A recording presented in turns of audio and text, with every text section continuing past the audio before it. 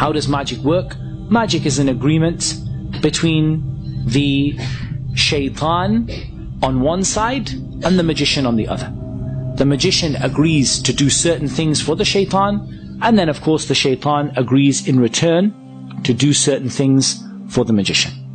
So let's start by looking at the cave. This one is fine. This one's not going to upset anybody, inshallah.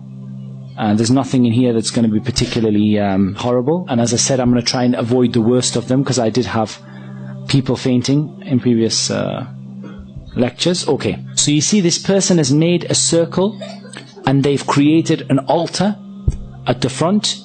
The altar has magical symbols in it and symbolism. Each single symbol has a purpose. Each color of each candle has a purpose.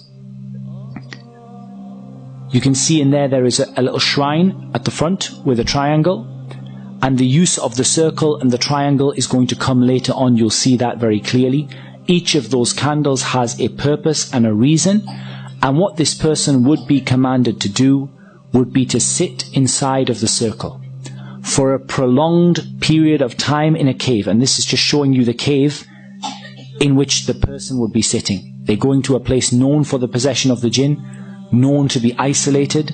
They're sitting inside of that cave, and then they are going to be sitting for such a prolonged period of time, lighting the candles and beginning to mention the name of the shaitan, call upon the shaitan and invite the shaitan to come to their presence. And they would usually be asked to relieve themselves in the same circle that they sit in, and to sit in their own filth. But that's the lightest one. I thought I'd test your stomach first of all. That's the lightest one. Now let's go and have a look at what magicians do with the Quran. This is a public sewer. It's full of, waste and excrement. And they're trying to fish out something from the public sewer. And we're going to keep going. And the Shaykh, he climbs down into it. And this is what they pulled out of the public sewer.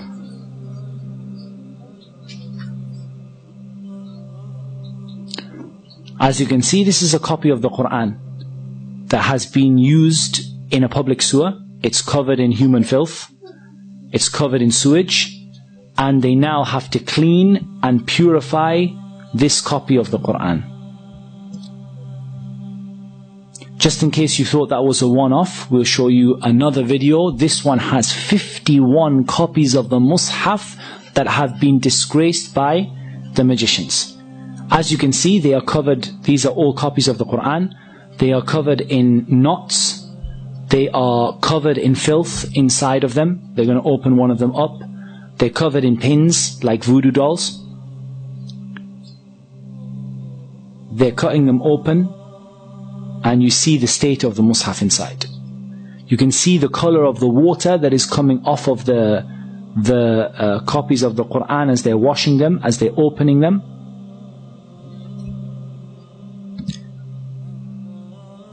And they're washing them with rose water, and they're washing them with perfume in order to remove the excrement that was on them. And they were found in a toilet, in a public sewer. 51 copies of the Mus'haf. And you can see inside the state that these masahif have been put in. And inside there are metal nails bent over. These are part of the magic. And you can see how covered these masahif are in dirt and in uncleanliness. Right. What you can see here is a copy of the Quran, and you can see a circular, I don't know what to call it, a device. And you can see what the Quran is smeared with. The story of this is actually much, much worse. Whatever you can imagine, the story is worse. There was a maid who wanted to perform magic upon the family that she was with. She took a copy of the Quran, she placed it into this tube, and she placed it where she placed it when she was on her monthly cycle, and she covered the Quran in menstrual blood. This is what magicians do. Here we're going to see another magician. And this magician is going to show how he's been caught. And part of them being caught is they ask them to they ask them to show what it was that they were doing without letting them make shirk. They don't let them call upon the shaitan, but they just let them show the idea of what they were doing in order to expose them in front of the people. So the first thing you see is that this man is wearing red from head to toe. He's wearing red from head to toe because the Prophet ﷺ forbade a man from wearing red from head to toe. He lights his incense that is done deliberately to bring the shaitan. It's a kind of incense that's well associated with the shaitan, and he begins to perfume a whip and he starts to whip himself. This might remind you of some people.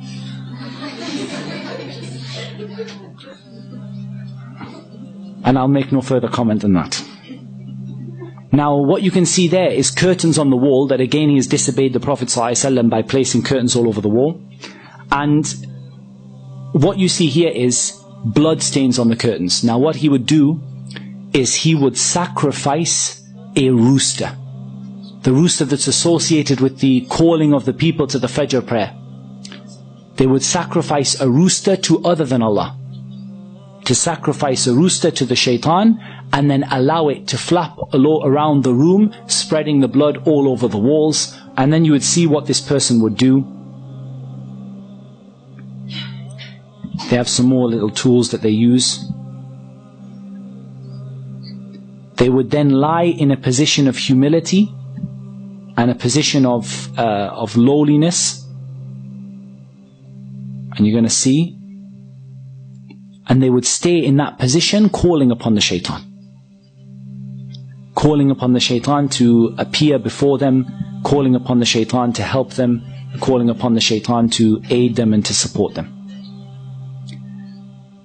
And what they do is they make a contract between themselves and between the shaitan. And this contract is then placed in a number of places. And I'm going to show you some examples. This here is a bird that was confiscated from the house of a magician. And you can see stitched into its wing or onto its tail. There are all sorts of them, this one.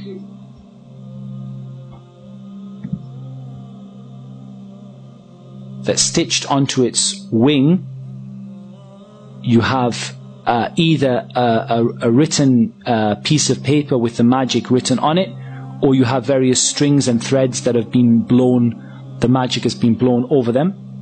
I think the other one is a little clearer, so I'll put the other one on. Strings and threads that have been blown, the magic has been blown over them. I think the other one is a little clearer, so I'll put the other one on. So this is another bird that was confiscated from the house of a magician, and you can see very, very clearly there that it has stitched into its wing a contract that is written between the magician and between the shaitan.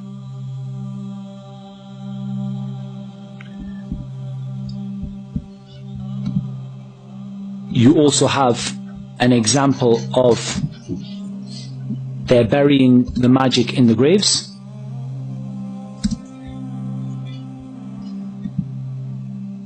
So they go out to a grave and they dig inside the grave. They've caught a magician, or they've been informed by a magician as to where the magic is hidden. And you're going to see that they bring out from the grave. They've been told what side of the grave to look at, and they bring out usually a plastic bag, and the bag has various magical items in it. You can see there that you have the letters and the symbols that we're going to talk about tomorrow, and you're going to learn about what those symbols and letters mean. I'll show you another one that comes out of the grave.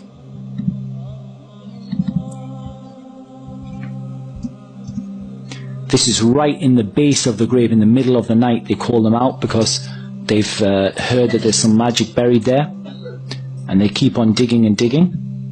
And eventually they take out this pouch. And start to open the pouch, and we're going to see what's in it.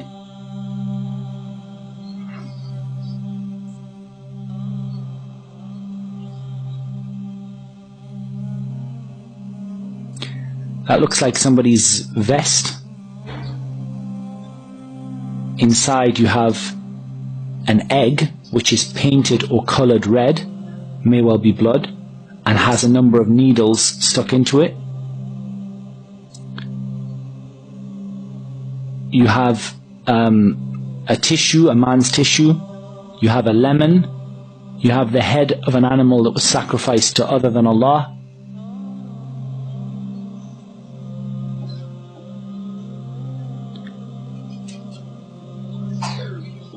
And it's not uncommon for them to put inside of the head of the animal some magic. And you have these writings, you have all sorts, it's covered in blood. You have a child's nappy in there, and you have a sanitary towel. And there's some Quran in there as well.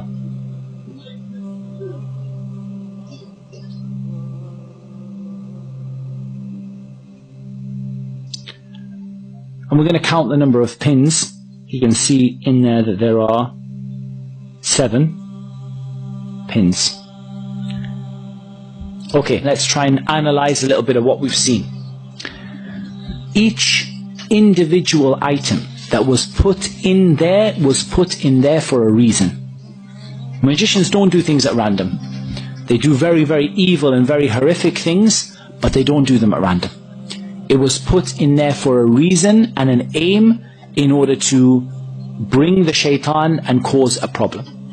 And I'll tell you what happened. The story of this, the sheikh who gave me the video, he actually was involved in the case, and he told me the story. He said what happened was, there was a woman who had been divorced by her husband, and she had lost custody of her child.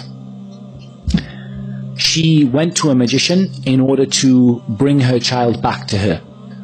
She brought her own blood, she brought the child's nappy, she brought some clothing from her husband and his tissue, and she brought an animal, and the animal was slaughtered to other than Allah.